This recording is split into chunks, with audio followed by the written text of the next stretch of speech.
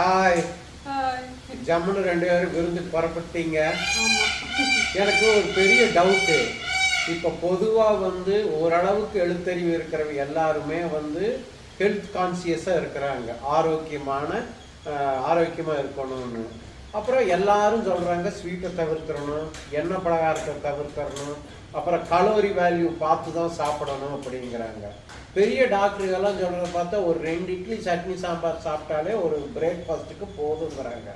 ஆனால் எந்த விருந்துக்கு போனாலும் மினிமம் இப்போவெல்லாம் ஒரு 3-4 ஸ்வீட்டு, அப்புறம் என்னென்ன உனக்கு தமிழில் பேர் தெரியுமோ அத்தனை வகையான இட்லி, தோசையில் ஒரு 5-6 வகை, அப்புறம் அதுக்கு தொட்டுக்கிறதுக்கு ஒரு 4-5 வகையான சட்னி, சாம்பார், அப்புறம் ரோட்டி, ரொமாலி, அதுக்கு gravy, south India, north India அத்தனை இருக்குது. இது இல்லாம இதையும் தாண்டி ஐஸ்கிரீமு, பாப்கார்னு, பஞ்சு மிட்டாயி, ஃப்ரூட்ஸ் எல்லாம் இருக்குது.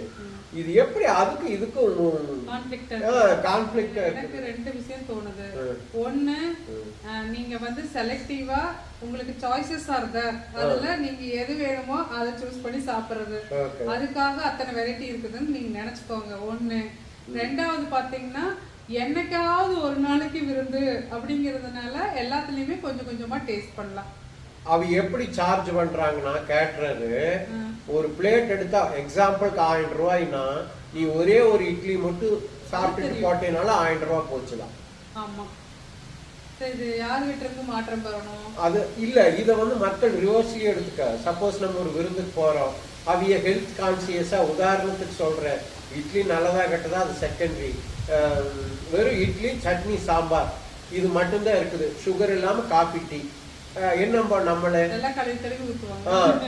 என்னம்பா என்ன இவ்வளவு வசதி இருக்குது, ஒரு சோறு போட்டாங்களா, ஒரு இதுக்கு பேரா விருந்து, இதை நான் எங்க வீட்லயே சாப்பிட்டுருப்பேன்போம்.